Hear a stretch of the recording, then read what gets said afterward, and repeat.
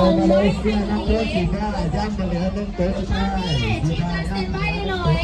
เขาจะมาขนมเอ็มอาร์เป็นขนมสาลีอบกรอบ ต้นสีแดงย่างเด้อ ขนมสาลีอบกรอบลูกค้าซองสีสังวรมีรสนมและรสช็อกโกแลตเดี๋ยวเขาจะฉีกให้ชิมก่อน